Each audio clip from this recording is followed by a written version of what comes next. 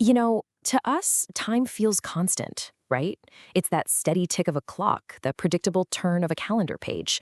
But to a theoretical physicist, time isn't just some background noise. It's this complex physical thing that actually shapes the architecture of our reality.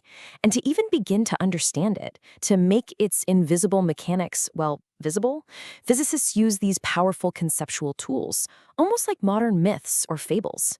In this explainer, we're going to pull on those threads and use these analogies to see the master tapestry the universe is weaving just beneath the surface of everything we experience. All right, so here's our game plan. We're going to tackle this in 6 acts.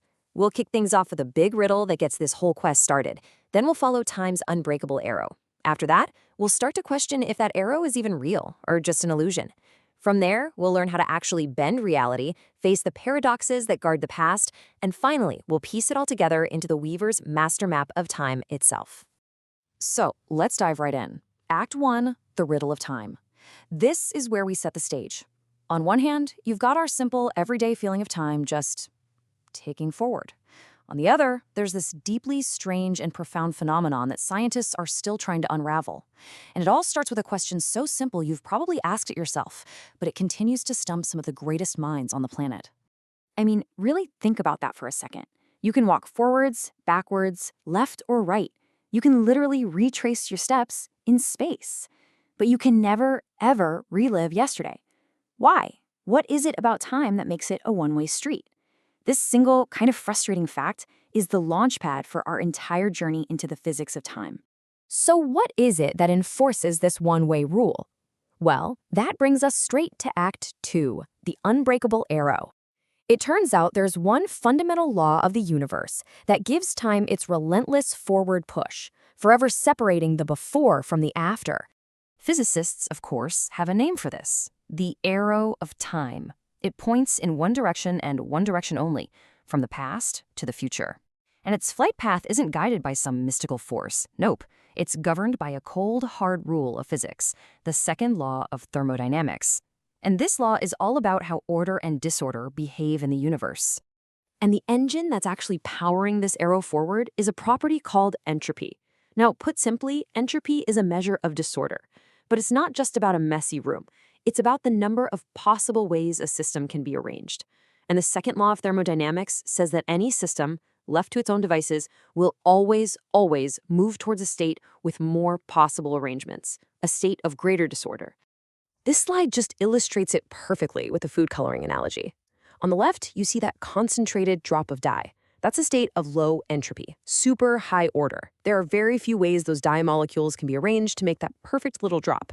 We instinctively recognize this as the beginning. But the universe naturally trends toward this state on the right, chaotic, mixed up, with trillions of possible positions for every molecule. That's maximum disorder, high entropy. We call that the end. So here's the absolute kicker. You will never see that food coloring spontaneously gather itself back up into a perfect, tidy little drop. That would be a decrease in entropy, a total violation of that second law. In fact, if you did see that happen, you'd know without a doubt you were watching a film in reverse. And that's it. That irreversible march towards disorder is what gives the universe a past that is fundamentally, physically different from its future. Okay, so you're with me, right? Time has a direction because of entropy. Simple enough? Well, now we're going to throw a wrench in things.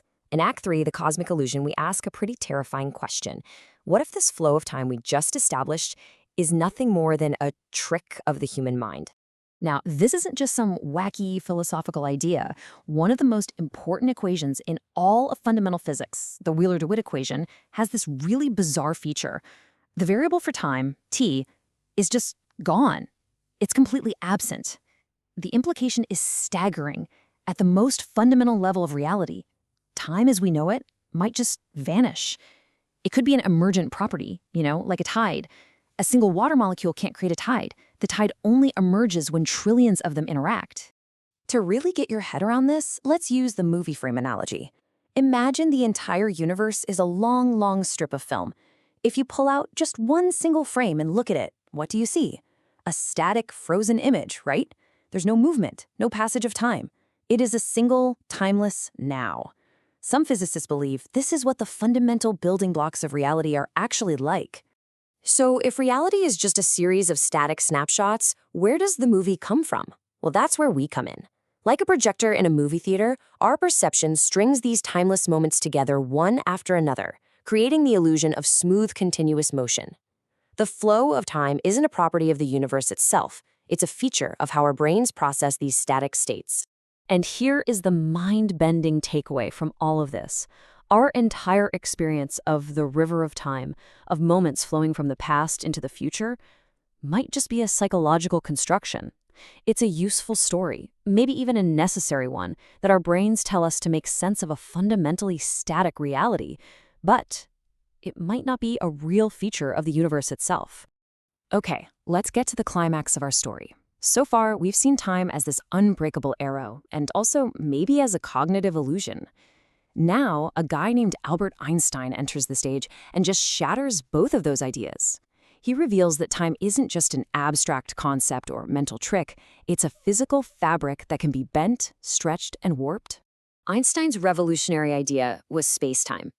He figured out that the three dimensions of space, length, width, and height, are woven together with a fourth dimension, time, into a single unified fabric. And this fabric isn't just some passive background for events. No, it's an active player in the cosmos, and it can be distorted by mass and energy. So, if it's a fabric, how do you actually bend it? Well, there are two main ways. First, velocity. The faster you move through space, the slower you move through time, at least relative to someone who's standing still. Second, gravity. Mass physically warps space-time, and the stronger the gravitational field, the more it slows down the passage of time. And this chart gives us a fantastic visualization of that. See the bar for Earth's gravity? That's our normal rate of time. But if you were on Jupiter, with its much stronger gravity, your clock would actually tick just a little bit slower. And if you got near a black hole, where gravity is just unbelievably intense, time would slow to a crawl. Your clock and a clock back on Earth would fall completely out of sync. This is the heart of Einstein's discovery. Time isn't absolute, it's relative. So, Einstein basically gave us the theoretical keys to manipulate time. But with great power comes great peril. In Act 5, the paradox trap, we have to confront the terrifying consequences of trying to use that power to rewrite history, and we discover that the universe might just have some defense mechanisms built in. Let's explore this with a little analogy I call the banana peel trap. So step 1, you see your friend slip on a banana peel and fall. You feel bad, so you use your hypothetical time phone to send a text back in time. Hey, watch out for the banana peel. Now your friend in the past gets the text, they look down at their phone to read it, and because they're not watching where they're going, they step right on the peel and fall. Your attempt to prevent the event actually caused the event. The crucial takeaway here is that this suggests the timeline might be self-healing or self-consistent. Your attempt to change the past didn't break the rules of cause and effect. It became a necessary part of them. This hints that some events might be fixed points in time, and any attempt we make to change them is already woven into the fabric of their inevitable outcome. And that brings us to our final act, the Weaver's Master Map. We've been on a heck of a journey, through the arrow of time, the illusion of flow, the fabric of space-time, and the traps of causality. Now it's time to put all the pieces together and see what we've learned. But before we finalize our map, it's really important to distinguish between the two major risks of meddling with time. On one side, you've got the grandfather paradox. This is a pure logical contradiction where preventing your own existence creates an impossible loop. The risk there is a complete breakdown of logic. On the other side, you've got the butterfly effect, where one tiny change creates these chaotic, unpredictable ripples that totally rewrite the future. The risk there is unleashing total chaos. So here it is, our master map, a summary of the 4 key principles from our journey. Number 1, entropy is the compass. It gives time its one-way direction. 2, flow is likely a perceptual illusion, a story our minds tell us. 3, space-time is a real physical fabric that mass and velocity can literally bend. And finally, 4, paradoxes are the universe's guardrails, making sure the story of cause and effect remains unbroken. And that leaves us with one final, deeply unsettling question. If the timeline is self-correcting, if our attempts to change fate are the very tools that fate uses to fulfill its own script, does that mean our choices aren't really our own? In a universe governed by these laws, is our feeling of free will the grandest illusion of them all? We'll leave you to ponder that one.